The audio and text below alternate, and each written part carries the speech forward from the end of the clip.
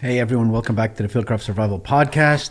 I'm your host Kevin. Today I'm sitting with Kirsten. Welcome to the podcast. Thank you. And we're going to talk about Uvalde in a very factual way. Okay, but first a word from our sponsors.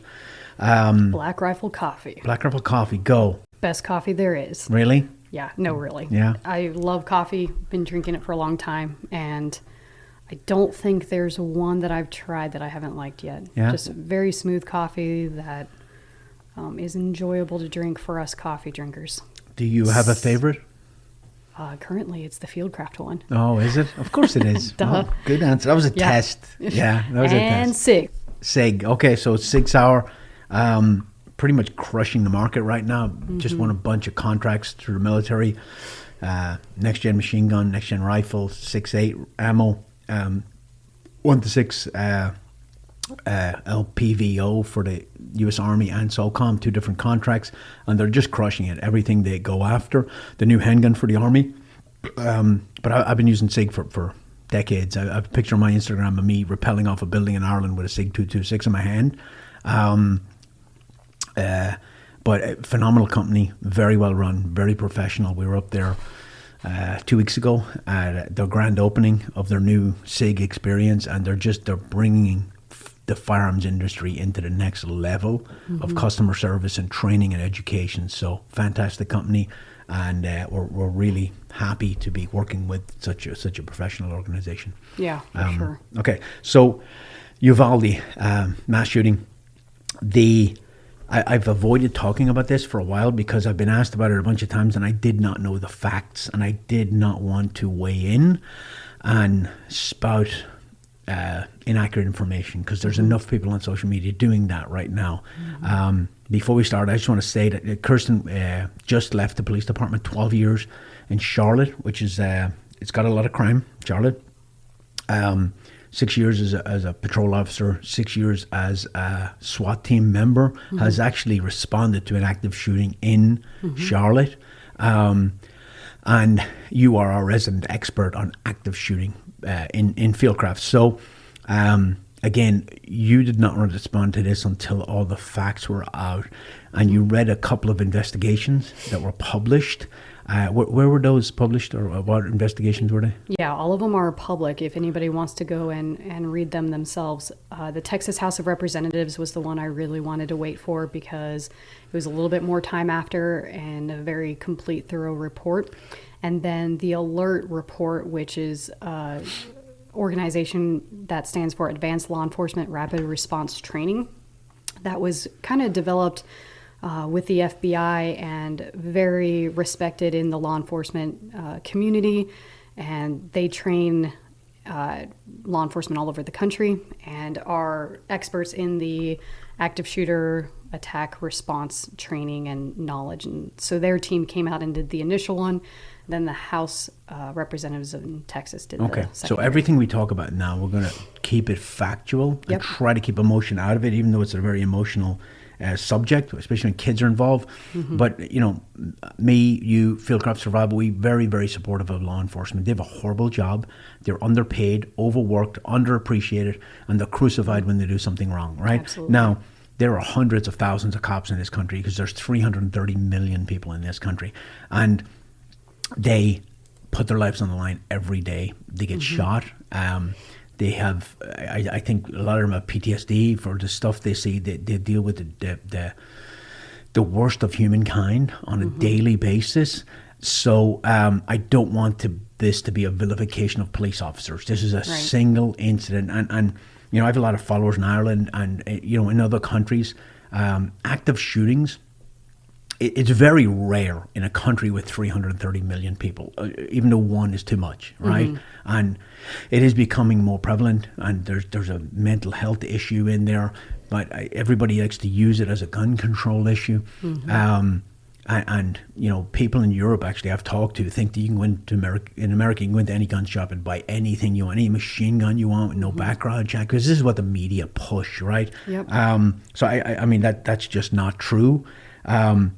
So we're going to walk through this horrible incident step by step and kind of break it down for people who don't really follow it. So give me like a 1 minute kind of synopsis of what happened, and then we'll go into the timeline. So May 24th, 2022 of this year, at Robb Elementary School in Uvalde, Texas, a gunman entered the school and killed 19 children, injured 17, and 2 adults. So a total of 21 people lost their lives that day, and 17 were injured. Things to know: I will never say the shooter's name. I will not give him any kind of light whatsoever about his past or any of the things that led up to this, even though it was very obvious that this was going to happen to the people close to him that knew him well. But he doesn't deserve that kind of recognition. People like this, the mindset, there is no rationality, right? They are trying to kill as many people as they can in the small window that they have before police arrive. That's what an active shooter does. And they want notoriety for the biggest number that they can get in the amount of time before police get there and they kill themselves or are killed by the responding officers. Very rarely do they live or give up or run away. And then also just we're going to go through this timeline, and we're not going to make it a hating on police, because of everything I've seen and all the incidents like this. I've never seen anything like this happen since Columbine. And Columbine was a learning experience for law enforcement. They realized that these kind of situations have to be dealt with differently, and you cannot wait on the outside. You have to go in and stop the killing. And Columbine was when all of that changed, and active shooter training started being implemented in every department across the nation. So this is the only one that I know of where truly they did not respond the way that they should have. So up until Columbine, the notion was that this person wants to live. They have that inherent survival instinct, right? And they can be talked down, and it can be peacefully resolved, right? Or that's probably a bad choice of words, but now they realize that this person's a freaking psychopath and a coward, and you need to get in there as fast as possible and shoot them and kill them, because that's the only way to resolve it. So in our training, because Fieldcraft now, we have an active shooter training that I teach all over, and the biggest thing that you have to keep in mind as being a rational, normal citizen is that these guys don't just want your wallet, right? Like they're going there to kill you. And that amount of response time that you have is very, very, very small. Right. It's like, look, Army guys don't do active shooter, but I've done hostage rescue, right? And in a hostage rescue, even as a sniper in Overwatch, and that's why snipers in like civ companies and stuff, they become assaulters first. Even if you implement snipers in an Overwatch position, but the assault force hasn't gotten there yet, and the terrorists start killing hostages, then you put down your sniper rifle, you pick up your rifle, and you go hit the target. Absolutely. You do a hasty assault because you have to stop the killing, stop the dying, right? Yes. So that's kind of the same thing, right? And when you train hostage rescue, it's a little different from training CQB and clearing all the rooms. Right. It's sprinting past every room and going to the crisis point as fast as possible. Yep. And you throw caution to the wind, you assume risk, and you just sprint down that hallway and get to the crisis point. So it's kind of like that a little bit, right? Yes. Somewhat. It's priority of life. Yeah. So the priority of life for police officers in an active shooter response, well, really most responses, is the innocent civilian, then us, then the suspect. And that is how it is, period. Like when you put on the badge and you take that oath, you are agreeing that you will take care of others before you worry about your own life. Right. And especially in an active shooter situation, you have a vest and you have a gun, and you are a whole lot more trained and ready to handle a situation like that than a 8-year-old. You've taught classes at the academy in Charlotte, right? Is active shooter training a normal part of police academy training now? Yes. It is. Yes. Okay.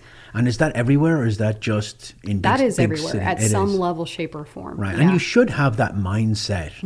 It's And- a very simple training. Yeah. There's not a lot to it. Yeah. Essentially, what you do is you run as fast as you can Yeah. to where the bullets are coming from, because your job is to be the bullet magnet. You are to get the distraction Yep. onto you so that you can mitigate the threat and stop the killing. Right.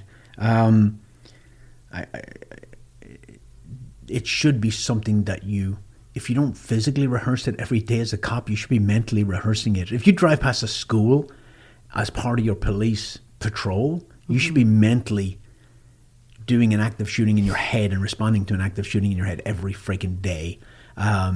Because then when it happens, you're already ahead of the power curve. So let's talk about the timeline and just walk through it. And I'm sure we'll sidebar into conversations, Yes. but let's talk through the timeline. So let's talk about a couple of things before we get into it so that everyone has a complete understanding of the background for the school, the responders. So for the school, they are right on the border of Mexico. Unfortunately, their school was being locked down constantly, like literally daily, from what they call, the Border Patrol calls bailouts, where human trafficking is occurring. They're getting into police chases and then jumping and running from the vehicles constantly near the school. So a lockdown for Robb Elementary was not an unusual thing. And with that comes complacency. I know as a police officer, you get very complacent. And then, of course, when something serious really happens, now you're not as prepared for it, right? Complacency is a killer. So that was happening. Obviously, there's a whole nother topic about the border and the issues there, but that's something to be knowledgeable of when it comes to the lockdown.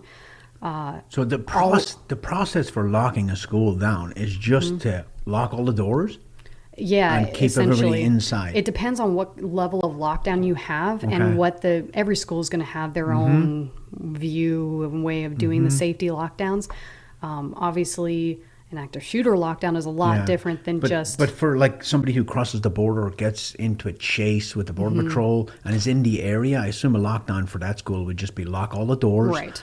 Have a school resource officer there maybe, and so nobody can come in. Right. Right. Yep. Okay, that makes sense. So for this school, there were 3 exterior doors. They were supposed to be locked at all times. That was part of their safety protocol, period. Didn't matter if they were in a lockdown or not.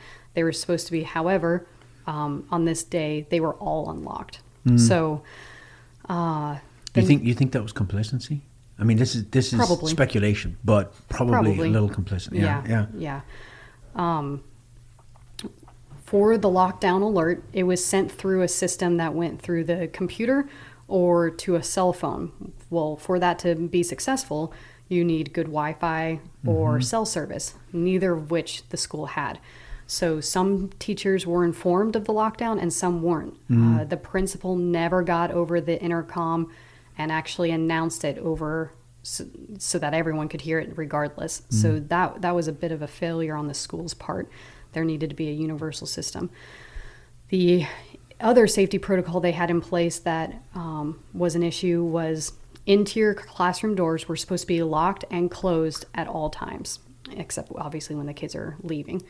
So room 111 had an issue with the lock for months, and that teacher had informed school administration as well as the principal of the lock being broken, but there was never a work order put in place. The teacher never made a work order. None of the school administrators ever made a work order. So the maintenance man, the personnel who took care of that to fix it, never had one and didn't even know that it was an issue. So this is always the way it happens. It's a Yep. series of people dropping the ball to a point where And it little becomes- things that little they think, things, "Oh, it's no big deal, yes, I'll and they deal with it all tomorrow." add up. I've seen it my whole life. Yep. Yep. The last thing is this school did not have an SRO, which is a school resource officer. They had no one assigned to the school. So that is the basics for the school. The basics for the first responders. That I'm sorry. Is the SRO policy, is that dictated at the state level, at the city level, at the municipal level. City. It's a city level thing, right? So Yeah. if funding is short, Right. then they pull that. So think about all Yeah, your that can happen defund the for police sure. BS, right? And think about we sent $40 billion to Ukraine, right? But we don't have Right. enough money to put school Don't get resource me officers. started. I know. Yeah, let's not go down that road. But again, when you and probably nobody listening to this podcast will agree with this, but when you start this defund the police, these are the things that get pulled, right? These are the things where they assume risk. Anyway, go on. Yes, so they did not have one. It was a more poor area, a more poor community, so I'm sure there wasn't funding for it. In regards to the first responders, things to know. The first wave of officers included the chief of police of the school district police, because there was the chief of police for the schools district, and then there was the Uvalde police. Those were the initial responding departments. And again, I'm asking because I don't know. Yes. Is the chief of police a guy who came up through the ranks, or is he a political appointee, or is he... In Charlotte, he's a political appointee. He is. So he may not have a police background? Or... That is possible. I know that happens. Yeah. But thankfully, in Charlotte, almost all of them have had a background in it. Okay. Yeah. So at least they did something at some point. It doesn't necessarily mean a lot sometimes, but you know how that goes. So the chief of police of the school district police, who he actually implemented an active shooter protocol, essentially, just the year before. Like him personally was one of the first ones to respond. And as well as the commander of the Uvalde Police Department SWAT team. So they were the first two to arrive? They were two of the first wave. Okay, you think it would be over at that point? Yes, Right. you would think. So the next thing is that every school district officer was trained in active shooter response. So I know that sometimes there isn't the money for it or whatever, but this particular school district, those officers all had the training. That was part of the protocol. Okay. Again, the priority of life scale is always innocent civilians, then police, then the suspect. The chief of police, just to put this out there before we start talking, the first priority is stop the killing. The next priority is establishing that incident command post, because you need to have resources coming to deal with, tons of other aspects that we'll get into later, as well as effective communication, because a lot of times in schools or big, buildings and things like that, you may have radio communication issues. So the first issue, of course, is stop the killing, and then we got to stop the dying, and that part of that is establishing that command post if you are the chief of police. Right. Somebody has to be in charge. Right. And you got to establish a cordon and stop parents coming in and all kinds of stuff. Yeah. Exactly. Yeah, and now it's a crime scene. But that chief of police, even in that document that he wrote, established himself as incident commander. Like that was supposed to be his position. Right. So those are things to know before we get into the actual incident. The other thing, I'll talk quickly about, nothing details about the shooter, but there were many red flags that health professionals, school professionals, law enforcement should have been informed of from close friends and relatives of the shooter. And that's something we talk about in our training, just about how to see these threat indicators. And even if there may not be anything legally or mentally you can do, like at least there's some kind of knowledge that this is a possible issue. Did that school have, like some schools have, like a hotline, anonymous hotline to report? Not that I could find. They didn't. Okay. And that is so important for something like this. Everybody is scared of red flag laws, right? Like, because it can be abused. Anytime the government get a lot of powers, it absolutely can be abused. But there has to be a middle ground where every single active shooter, the FBI say, oh, he was on our radar. Well, that does no good to the kids that are dead, right? So unless you do something about it, but then you start infringing on people's rights. So there has to be a middle ground, and people have to give it a little bit. Again, multiple small things that all added up to a horrific incident. And the other last thing I'll talk about is there is evidence that the social media accounts were notified of some of the behavior that he was posting and talking about in messaging as well as just public postings.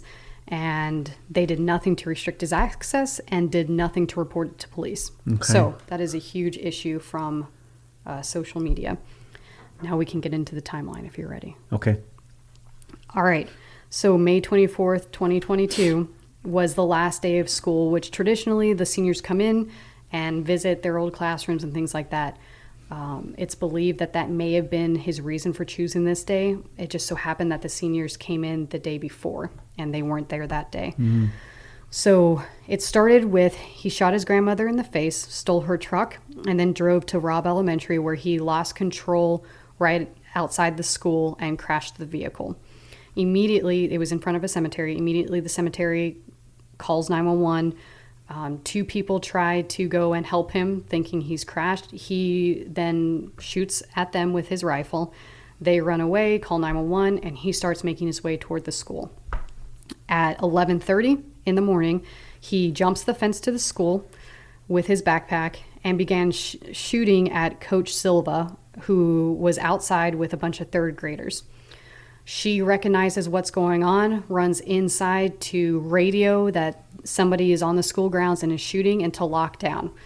Then runs back outside and tries to get the kids secure, and thankfully none of them were injured or hurt.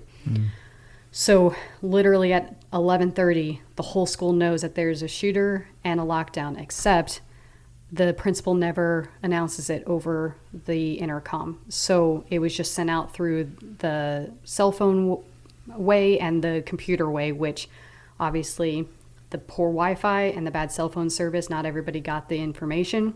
In the planning process, was the intercom part of the notification, you know? If it wasn't, it 100% should have been. It should have been, yeah. Mm-hmm. That's a no-brainer, because you need a universal way to inform everybody immediately so that they can start locking down. And you can't rely on technology when it comes to Wi-Fi, and you're already in an area where you know it fails. Mm-hmm. So some people knew to lock down and some didn't.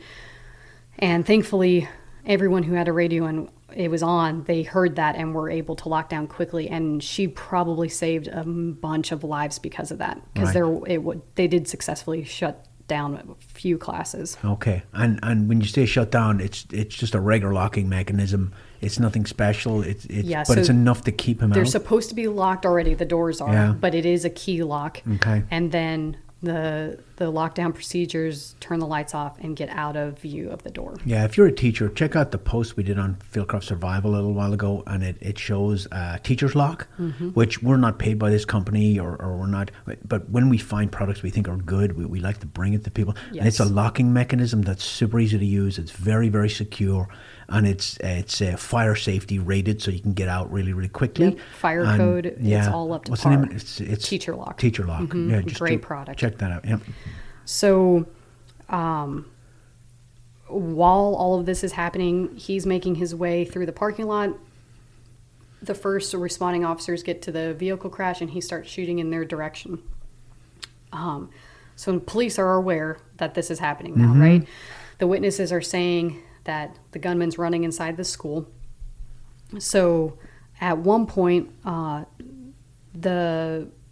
an officer sees what he believes to be the shooter and then requests permission to fire his rifle. Oh my God. So later, the A.L.E.R.R.T report stated that he believed it was a shooter. Then later, during the other AAR, it came out that he then believed it was actually the teacher running out into the parking lot, not the actual suspect. So I guess it's a good thing he didn't shoot, because he would have shot an innocent person. However, if you have the legal right and justification to use deadly force as a police officer, you do not ask for permission. You handle the threat. And if you do not believe that you have the legal right to use deadly force, then you shouldn't be using it. And if you don't see a weapon and you don't believe that that's the shooter, then you shouldn't be shooting, right? I mean, he should be clearly identifying the threat, right? And if the teacher moving kids around, then that's not clearly identifying. I love those movies where the sniper in the military calls up permission to take the shot. Never in my life have I done that. No. Never would I do it. No. And if you're worried about your backdrop or your inaccuracy, then you need to be finding another position or finding another solution to the problem. Because if you think for any second that might be the shooter, you need to take care of that threat. That's your job. So whether you start running toward him to get closer to confirm, like, yes, whatever, if you don't feel like you can take the shot because of a bad backdrop or whatever else, then it's your job to go and find another way. So the front doors were never locked. Obviously, all of the three entrances. So there's the south, the west, and the north entrance, and all of those doors were open. Okay, obviously, part Which of is the lockdown not a procedures part of the- is to lock right. down the doors. My goodness, yeah. Yes. Then at 11:33, the shooter enters the building through the west entrance and starts walking toward room 111 and 112. The rooms, the doors are side by side, and they're in like this little cubby. So a little bit of an indentation into the wall where both the doors are. At this time, there are 3 officers on scene. That chief, the SWAT commander, as well as another officer. The correct active shooter response at this point is to run as hard and as fast as you can to get to that shooter to stop the threat before the killing starts. So assuming the SWAT commander probably had a rifle in his truck. He did. And they so all there had, were 2 rifles, 3 pistols, and they all had body armor, whether it was exterior or interior. Okay. So they didn't sprint to the crisis point, right? So what they ended up doing was they gathered behind the police vehicles that were on the street next to the school near this entrance, and then began a bounding overwatch, which this is not the time for that. This is an active shooter response. Their response should have been as fast as they can immediately to the threat. A lot of times speed is security. I remember, and I'm not a cop and I never have been, but I remember pulling up in trucks in Iraq in a gunfight and jumping from the truck before it even stopped, me and Mike Glover together, and sprinting to the breach point as fast as possible. And number one, we were trying to show the Iraqis the way, and they follow, And number two, we were trying to be the first in there, and speed is security, getting up there, getting in, breach the door, get into them before they can, set up a barricade or set up a shooting position inside. So, so instead of sprinting with body armor and rifles and pistols, they want, like bounding Overwatch is kind of for if you're taking fire, you're under one person in Overwatch while the other moves, and then they flip-flop like that. But this is not the time, like you said. Yep. So it took them about 3 minutes to enter into the building at this point. 3 minutes is a very long time when somebody's shooting kids. Yes. And which he was. It took him 2.5 minutes to fire over 100 rounds. They could have, at minimum, cut that time in half of getting inside that building and stopping the threat. But they did not choose the right method of entry. In any active shooter response, any police officer knows that you run as fast as you can, even if it's just you, to that threat. All the cops are trained on active shooter. Yes. This SWAT commander presumably would be at a higher level of training. Yep. And should be the guy on scene. He should have been leading that pack. Yeah, and he wasn't. No. Okay. So at 11:33 and 24 seconds, the shooter fires multiple rounds at both classroom doors. Again, it's this little indentation where the 2 doors are side by side. Were the doors locked? 112 was. 111, like I said, had broken. The broken lock. Yep. So at 1:33 and 32 seconds, he makes entry into room 111. Screams are heard immediately, cries from children with the gunshots. At 11:33 and 37 seconds, he exits 111 and fires a series of rounds into 112, then re-enters 111 and fires over 100 rounds by 11:36 and 4 seconds, which was about 2.5 minutes. So again, he does not stop firing until this first barrage, until 11:36 and 4 seconds. At 11:35 and 55 seconds, those first 3 officers, armed with 2 rifles, 3 pistols, and all wearing body armor, entered the school. So there's no excuse for them to think that shots aren't being fired. Any reasonable, ordinary police officer is going to assume that, considering the time of day and that they've already seen children running outside, that these classrooms have children in them. That when he stopped firing in 111 and came out and fired into 112, did he come out into the hallway? Into that little inlet. Okay. So into the inlet, fires into 112. Right. It's presumed that that door was locked, so he couldn't get in, and that's probably why he went back into 111. Right, but had they sprinted to the crisis point, they may have met him in the hallway coming Absolutely. out of that, and it would have been a 100%. perfect time. Yeah. Absolutely. Okay. So, again, 135, these officers have entered the building. They can hear gunshots. It's very obvious that they're in the building while gunshots are being fired from the video surveillance as well. At 1:36, 11:36. I'm sorry, 11:36. Yep, thank you. 4 officers entered the south hallway. So those initial 3 came in through the west. Now you have an additional 4 from the south. Then, at the same time as those 4 enter from the south, another 4 make the entry from the west. So you have a total of 11 officers. There are no known breaching tools on the officers at that time. They kept bringing up breaching tools in their interviews and stuff. That, who cares? You don't need a breaching tool. You find other ways. That's your job. Anyways, so 11:36:04, there are 11 officers in school when the last shots from that initial barrage are being fired. So you have 11 officers that are knowledgeable that a gunman is actively shooting inside of a school. What were they doing at this point? They were in the hallways all over. Just depending. standing, like pulling security type thing? I can't say what their mental mindset was. Yeah, but there's physically from the cameras? They were all positioned in different areas. Okay. So yeah, maybe a perimeter set up for the door. It makes no sense because what should have been happening was getting into that door as quick as possible. So it looked like a containment, which is the wrong answer. Maybe a containment. There were 3 officers right there at that little inlet where the room 111 and 112 were, but none of them appeared to be actively trying to get inside the door. With as public as school shootings are, anytime they happen, with the lessons learned every single time, I just have to ask why they weren't.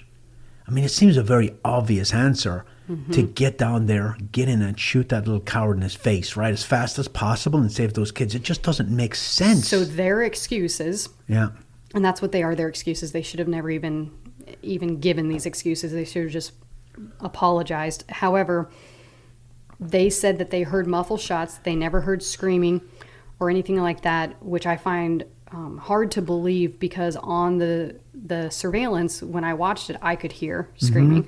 So they knew, in their testimonies, they knew gunfire had occurred. There was cloud debris from the drywall, guns still in the hallways, bullet holes, spent casings all over the floor, and obvious smell of gunpowder, the cloudy looking, not to mention he's still firing, right? So there was no doubt that had occurred. But all the officers' testimony stated that they were unaware of the events taking place inside the room. That is a cop-out. It is. Shots fired is enough. Yes. You don't have to know what's going on there. The sound of gunfire is enough. Right. Right? Yeah. And it was very obvious that shooting had been happening in that building where kids are. What are you waiting for? What's your question? What do you mean you don't know what's going on in that room? I mean, even as a highly trained, should be at least trained individual who swore an oath to protect and serve, you should be doing whatever you can to get to that shooter. And that's not what happened. So any reasonable person would believe exactly what is happening. The doors, there was a window pane in every single door, in both of these doors too. in the very center of the door, about that was the length of half of the door about. And if you don't know what's going on, then you find out what's going on. And a window is a perfect way to find out. And that was their job, and they did not complete their job. And because of it, I think a lot of lives could have been spared, and unfortunately that's not what occurred. So they during the investigation, the officers said they were justified in treating it as barricade because of quote unquote lack of visual confirmation of injuries or other information, end quote. Which, if they never ran away, so what happens next is the shooter must see them through the window pane in the hallway, because they never tried to approach the door. The video surveillance shows them right outside that area, but I don't see anyone ever actually approaching that inlet. And so that door could have been open, and could have been. They pull on it and they're in, but they never actually did that. And they never touched that room 111 whatsoever. Shooter starts shooting at them, and there ends up being some ricochet off the wall or some part of the building that hits two officers, and they're injured with some scrapes. So when that happens, instead of attacking that threat and fixing the problem, they all run. And they run in both directions and get out of Dodge.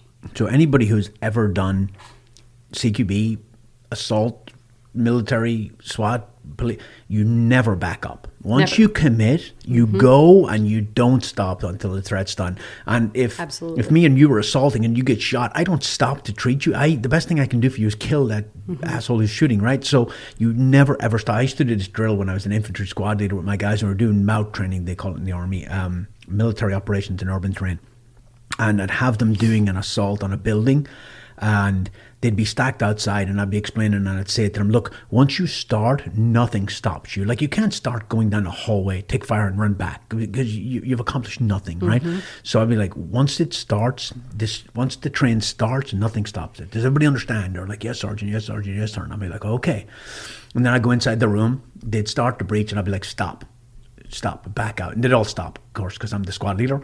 And I'd be like, why are you stopping? What did I say? Nothing stopped. And they'd be like, all right, fucker, try that again. And then the next time I do it, they will pile right through me and take me out, because they had that mindset, of course, I'm their boss. So they stop when I tell them to stop. But they weren't getting the point. Nothing stops you. And that's 101 for assaulting a target or moving into a breach point.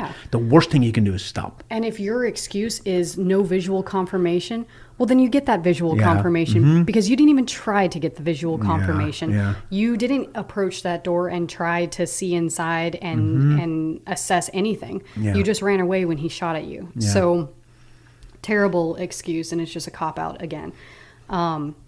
It was, there was plenty of reliable evidence based on all the circumstantial evidence, if you want to go that route, that there was somebody firing inside of a classroom that was probably occupied.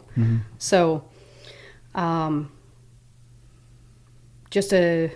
next thing happens at 11:36. So 11:36 and 10 seconds. Officers advance on that room. That's when the shooter fires back, and they flee without making contact with either door.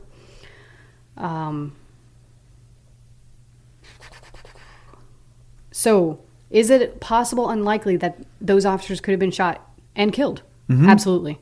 But that is what you signed up for. And if that's not something you can do, that's okay. Not everyone's built to be a Green Beret or a police officer. That's not anything against you. But don't you dare pin on that badge and take that oath and then not follow through with your oath. And unfortunately, that's what happened in this circumstance. The mission should have been preserve the life of those innocent people over your own. At 11:38 and 38 seconds, the suspect concludes this round of firing, and there was approximately 11 rounds fired. So at this point, the officers have retreated to the hallway intersections on both ends, the south and now I'll just refer to the north and west doors as the north side. the officers call for assistance and tactical teams, stating over the radio that the shooter was quote unquote contained. That is something that would happen in a barricade, and it's just him inside that Domestic building. violence, killed his spouse, or she killed her spouse, and now they're barricaded inside. Yeah, and there's nobody that needs medical There's nobody else attention. that can get hurt. Correct. Too, right? Yeah. It's just them. That is when a containment of the suspect would be okay. So at this point, again, Lieutenant Martinez, he returned down the hallway to try to approach room 111 and 112 again, but he was the only one. And when he looked back and saw it, nobody followed him, he stopped and turned around. During their testimonies, several officers stated that if he had had others follow him, he may have gone back to the classrooms and engaged. I don't care. No, I don't care I don't either. care if you're Yeah. alone. I don't care if it's just you and Jesus. You are still going. That is your job. And if nobody follows you, that's on them and something that they're going to have to live with for the rest of your life. It's not an excuse that because no one followed him, he Yeah. didn't proceed. That's weak. And it's weak and it's cowardly. Were there exterior windows to this classroom? Yes. Could somebody have maneuvered to the, and I'm asking because I don't know, maneuvered to the outside window and fired through, or at least distracted him? Absolutely. Yeah. So even if their safety protocol was to pull the blinds, we Yeah. have every SWAT team especially has rakes. Yeah. So you can puncture the window, shatter that glass, and then rake the blinds or curtains or whatever out of the way to be able to get a visual. Yeah. If nothing else, you're at least causing a distraction. Maybe you can throw a flashbang or use some kind of weapon-mounted light to be that distraction, to give that primary point man at the door a second to be able to assess and take down the threat. There were so many other options, even if for some reason you pull back for a second, that you could have immediately maneuvered and done other things to take care of business, right?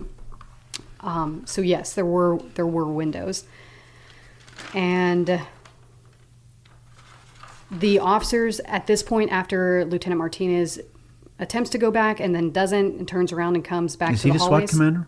No. No, he's not. Nope. Okay. At this point, they all remained in the intersections until the final assault, which doesn't happen until 12:50:03. So that's an hour and 10 minutes more? An hour, 11 minutes, and basically 73 minutes total. Was he firing in this time? Yeah, so we're going to go through it all. Okay. It doesn't get better. At 11:40, so now 11:38 was when Martinez tried to go back down, turns around. At 11:40 and 58 seconds, the shooter fires one round.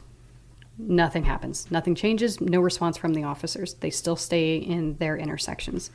At 11:41 and 30 seconds, the dispatch asked over the radio, quote, I am not sure, or I'm sorry, if the door is locked.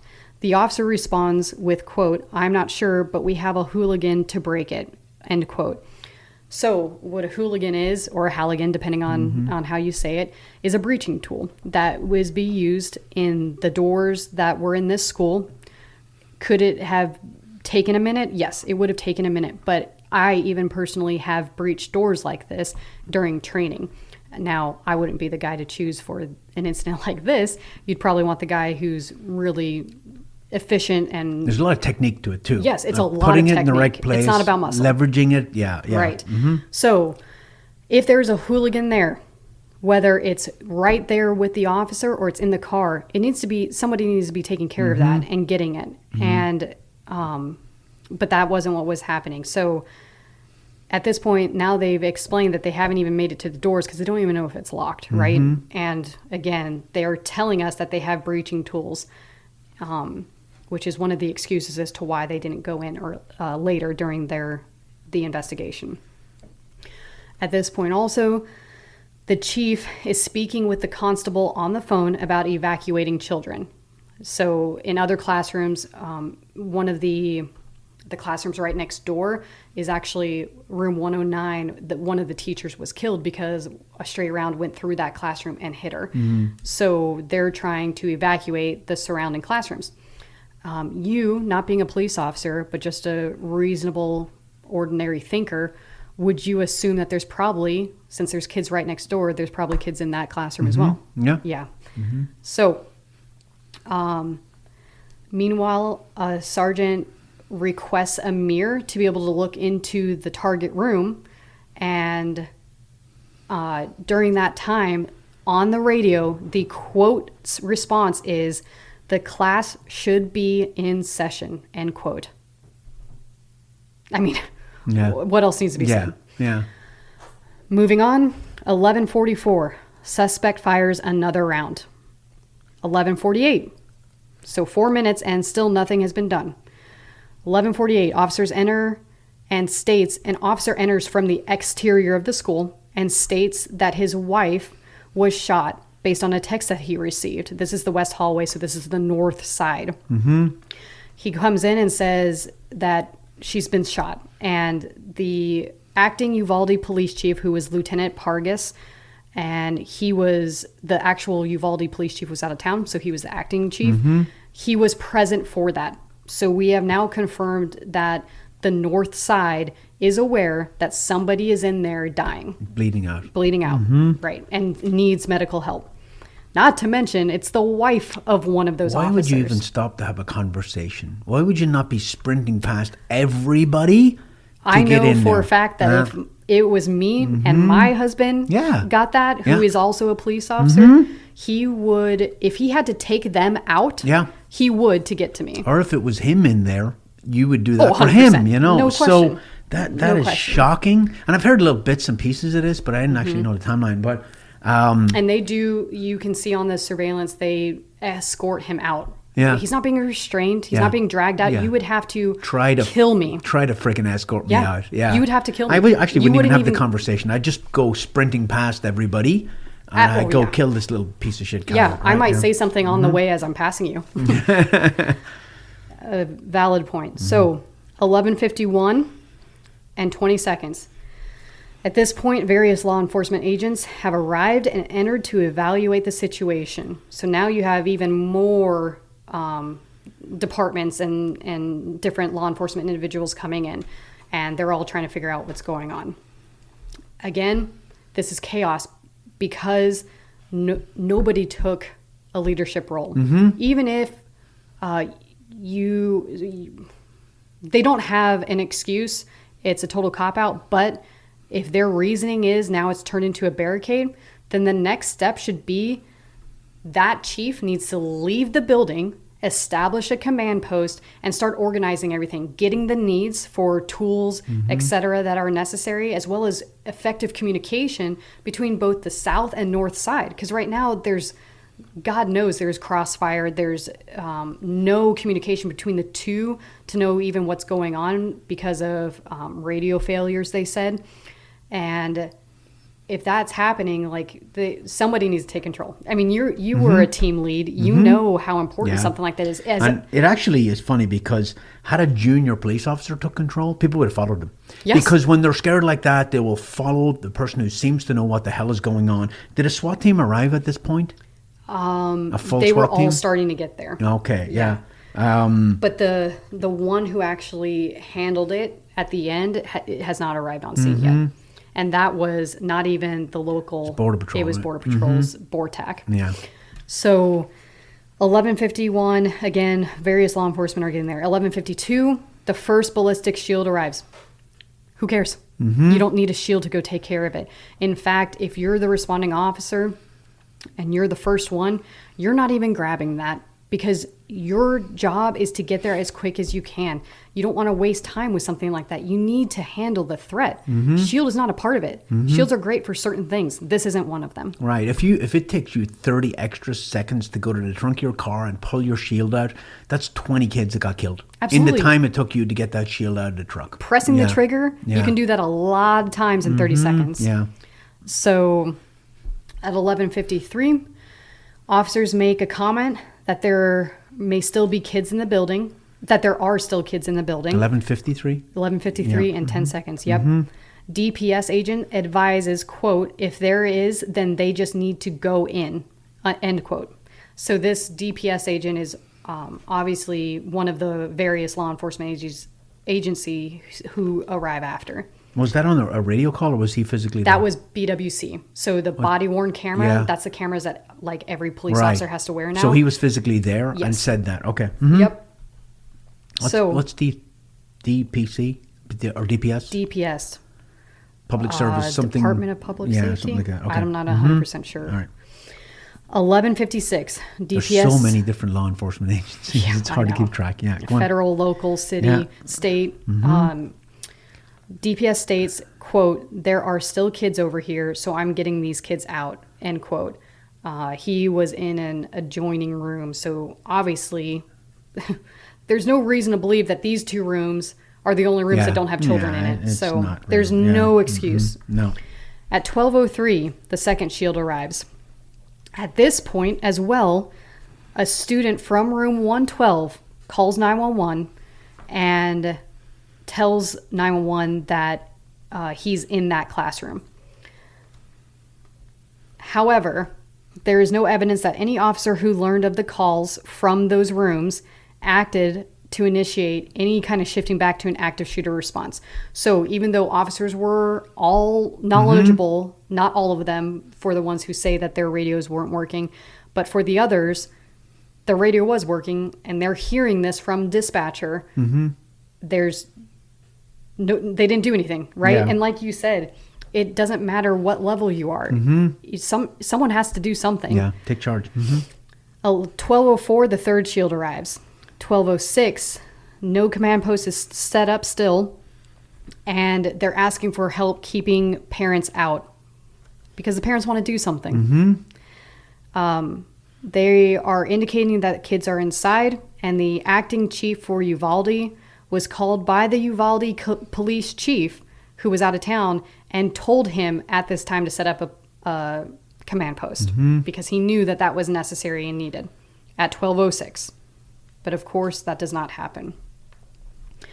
At 12:10, they are receiving gas masks and putting them on.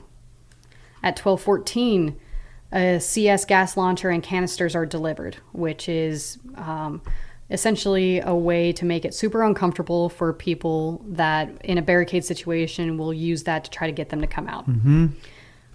Not something that we use in a hostage situation typically, because we don't want the effect on a kid or something like that.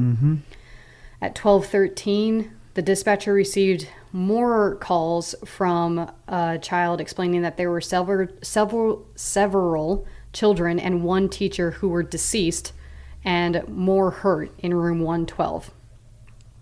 People were outside the school relaying this radio communication. However, it's not known if anybody actually came inside to relay it to the people inside whose radios weren't working appropriately. 12:15, Border Patrol tactical team arrives. This is the BORTAC team. The BORTAC commander is, in a post-incident statement, says, quote, "The subject had possibly shot multiple children and was still in the classroom," end quote. So, at 12:15, you know this, and you've stated this, and yet we still aren't moving. There's absolutely no excuse.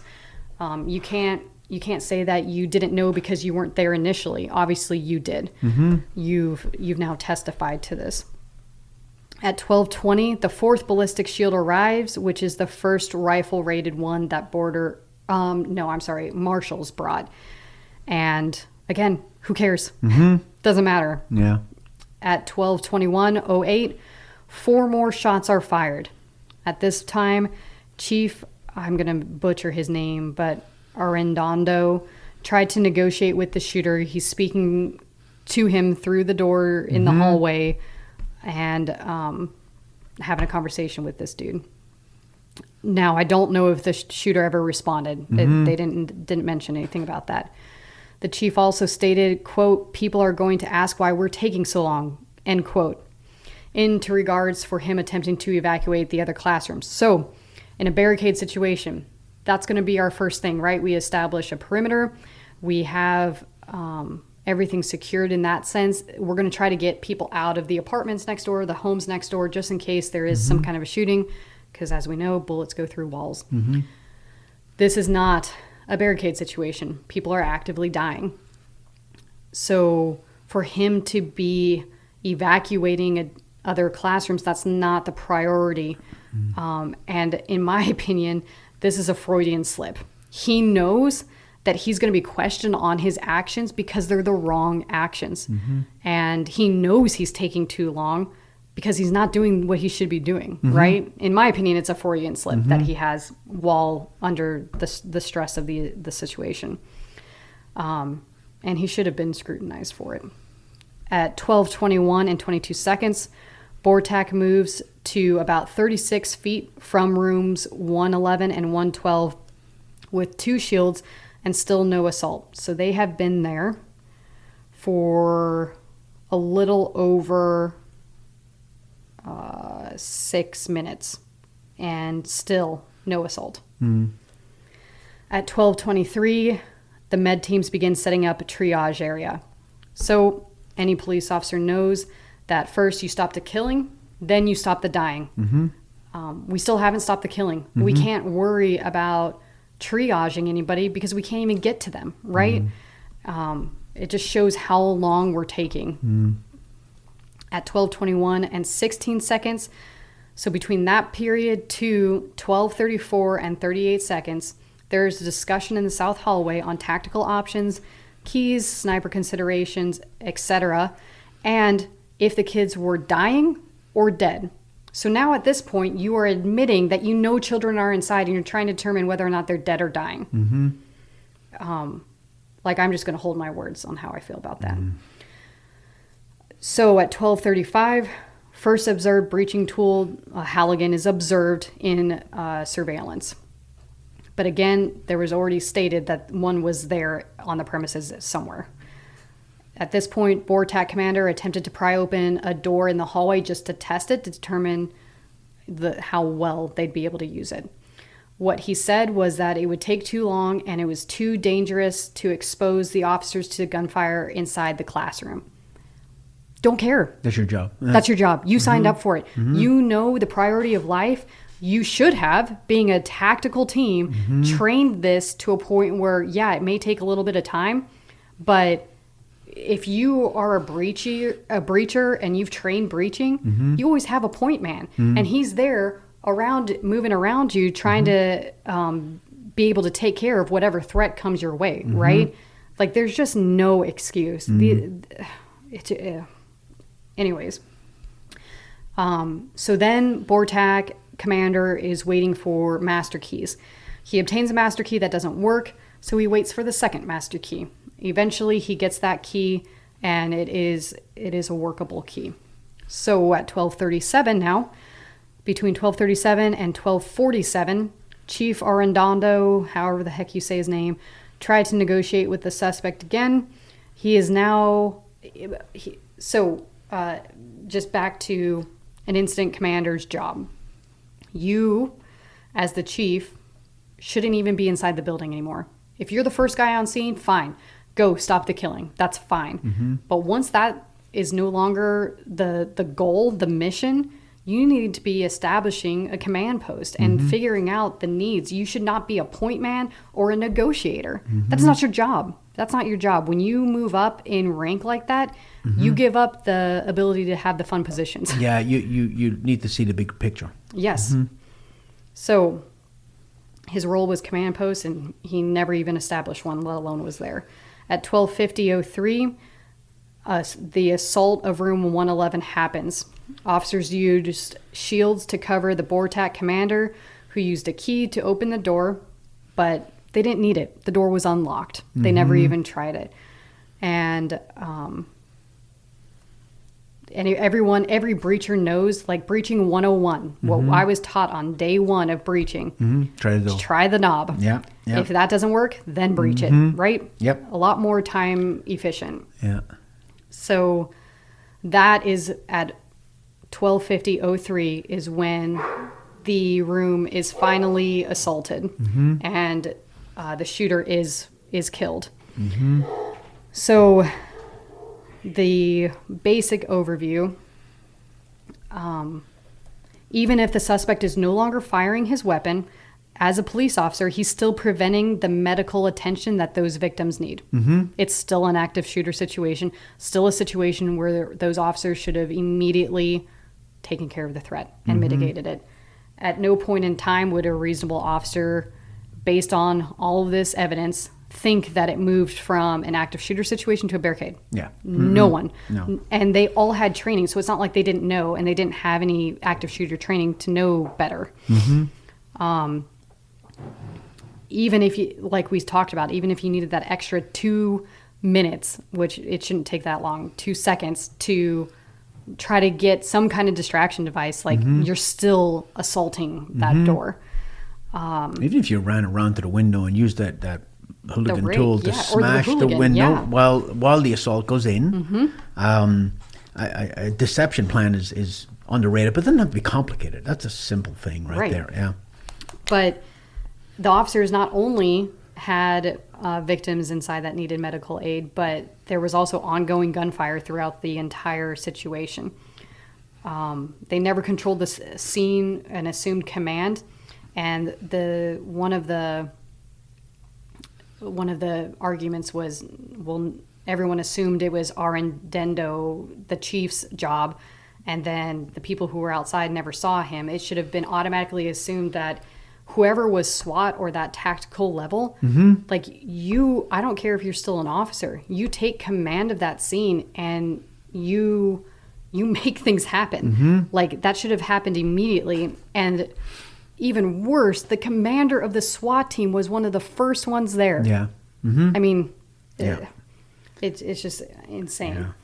So the chief, in his statements when he was interviewed later, he said, quote, when they asked him, essentially his interview was terrible because when he was being questioned, he had no excuse. It was all a cop out. He should have been apologizing, if anything. Did anybody say, we messed up? this was horrific, we screwed up? No. I'm personally embarrassed by this. They should be. They all made excuses. All made excuses, which I've explained throughout the excuses and how it's not justified. So in this hearing, they asked him, okay, so say you think it's a barricade then. If it had turned into an obvious active shooter, which it was, but would you have behaved any differently? Quote, I guess if I knew there was somebody in there, I would have. We probably would have rallied a little more to say, okay, someone is in there. End quote. Wow. That was his response to that. That shows the mentality. And at minimum, none of them should have a badge anymore. No. They are not allowed to be police officers. No. Obviously, there was a major breakdown in communication, which we've talked about. And the threat level of urgency, I mean, do we need to go into explain that? That's insane. Yeah. So the other thing that the chief said was, I have it on my phone, but essentially there was no even apology. Yeah. There's nothing. Yeah. And that to me is the most sickening part. Like, how can you make such a blatant mistake and then make excuses for it? Like, not even own up to it. Yeah. That's horrible. But right. total, there were 376 law enforcement officers who responded. The approach was obviously half-hearted. And I'm assuming all these sporadics at this time, 1 shot, this time 4 shots. Was that executing wounded people? We don't know. We don't know. Right. Yeah. There was no camera inside there. there. It's horrible to even think about, right? But it was a total of 73 additional minutes waiting for the police to do their job. And it is absolutely reasonable to believe that the people who died on the way to the hospital could have been saved if not for that time lapse. It absolutely is. The only hero of the day was that Coach Silva, who saw it happening, did what was necessary, and sounded the alarm. She certainly saved at least all of the 4th graders who did lock down and those 3rd graders that she was out there with and got to a safe location. But that's the facts.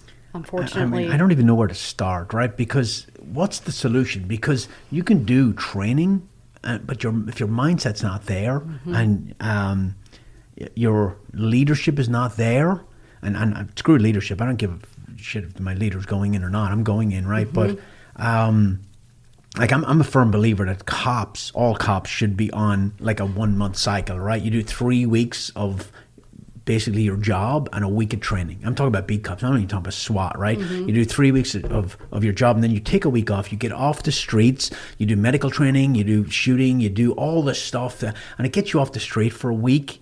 Gets you to take a knee a little bit, and then you go back out. That's what we did in Special Forces. You don't go to the Q course and then stop training. You're training constantly. When we were in Iraq, if we had a night off, we hit the shoot house, we trained and trained and trained. We never ever stopped. We trained every minute we could train.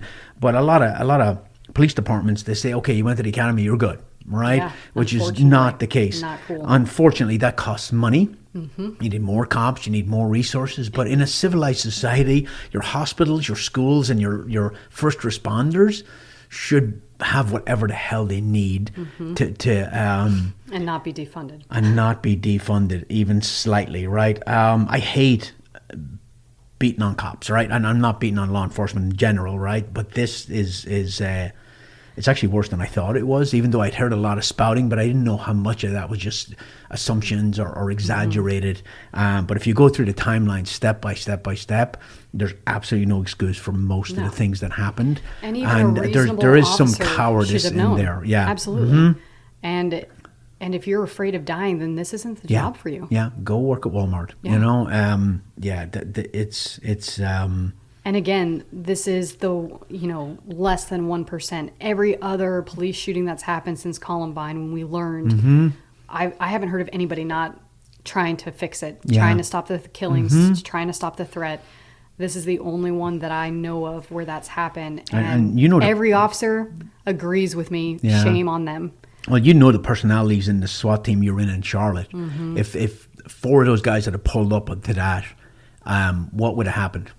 We would have ran straight to him and killed him. And breached the door and shoot him in the face. Done whatever was necessary. Yeah. Shot through that window if I couldn't breach the door by myself. I mean, I would have done whatever it took to make him stop killing those little kids. Yeah, and that should have been, even if you thought it was, there was nobody, your assumption should be there's kids in there. That should be your first assumption, whether you know or not. Absolutely. And even if I don't have a good shot on him, say he's using a kid or something like that, I'm going to stand there and do what I can to try to make him focus on me and not those little kids. Yeah. Because that's the priority of life. That is what you signed up for. Yep. It's not a hero complex or anything like that. It is, I promised that I would put my life in front of these innocent people. Yeah. And that's what I'm going to do. All right. Look, we are starting to provide active shooter training for schools, and it's not just a school thing either. It's churches, anywhere there's a gun-free zone, basically, right? So you're doing some seminars with some school superintendents. You're going out to talk to them about security measures they can put in place to try, and you're just trying to buy time. You're trying to buy time to get help, right? You're not trying to be freaking Rambo, but a simple, like we talked about, a lock on the door, a few procedures that you rehearse and take seriously. If you can keep him out for 15 to 20-ish seconds, he's going to move on to the next room, because he knows he only has so much time before the police get there. And he is trying to kill as many people as he can. So he doesn't want to work hard to get into the room. He doesn't have time for it. He knows his time is limited. So that's what the focus is on, trying to fortify, or whatever you want to call it, these schools and churches and different things, is buy enough time for the police to get there. The government's thing is run, hide, fight, right? And there's a couple of different versions of that. Yeah. It's just such a fluid thing that may or may not be the right procedure.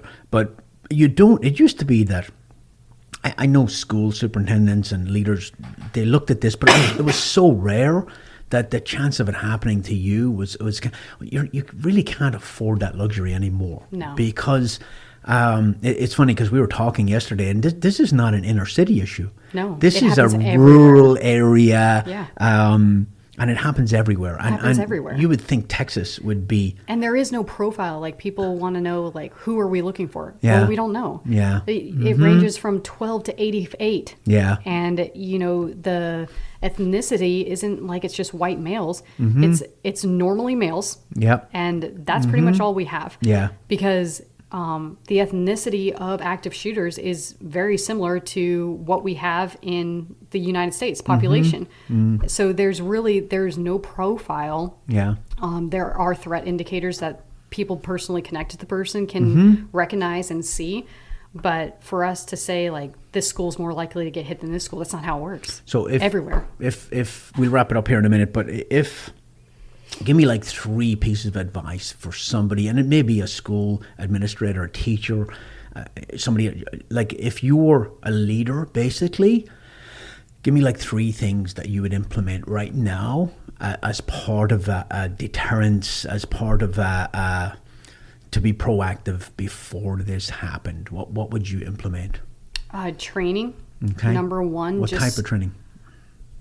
Scenario training. Because when you experience a situation in a safe environment, it prepares you for, God forbid, it ever happening in a real environment where your life is actually on the line. Yeah.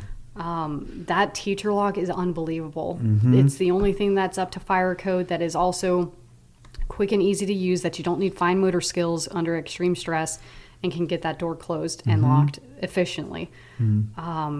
Third thing, the early warning thing I thought was good, where not the early warning thing, but the ability to send an anonymous message. Yes, anonymous reporting. Response, and there's a name for that too, right? And when it comes to training too, it's not just the run, hide, fight. It's medical training too, because the ability to stop bleeding is a tourniquet is an incredible piece of kit to be able to save a life and prolong and wait. Because people think that medic or fire is going to come in with us. No, yeah. Nobody enters until the threat is mitigated. Yeah, and then medic comes in, and everyone, even police officers, start trying to conduct medical aid, but that time span, a teacher with a med kit, a basic med kit, some gauze, some wound packing stuff, and a tourniquet could save so many of the kids in the classroom. It's not like these guys are well trained. Yeah. They don't make perfect shots every time, you know. That alone could save lives. Yeah. That would definitely be the third. Yeah, and just mindset too. You know, you don't rise to the occasion, you fall to your level of training, and you can't, if you're a leader, you can't afford to just blow this off anymore. It's just the consequences of not being prepared are too horrible. Yes. You owe it to those kids. And at the end of the day, like we preach, you have to rely on yourself sometimes. You really do. Well, look at the timeline. Yeah. You do. So look, if you're if you have questions about this, contact Kirsten at Fieldcraft Survival. She's our lead instructor for this type of thing because she's done it and she's trained it, and she deals with the facts. And you know, if you want to come out and have a conference and talk to your teachers or wherever we can help, we're absolutely willing to do that. And hopefully, it's not going to stop. It's going to happen again. Unfortunately, it's such a massive country, and we have mental health issues, obviously. And there's all kinds of second and third order things that we just don't have time to go into now. But I appreciate you doing your homework. It was all very factual, not trying to beat up on the cops, but we do need to learn from these mistakes, and people need to understand that sometimes you are your own first response. Yep. Okay? All right. Till the next time. Thanks, Stay safe. Kirsten. Bye.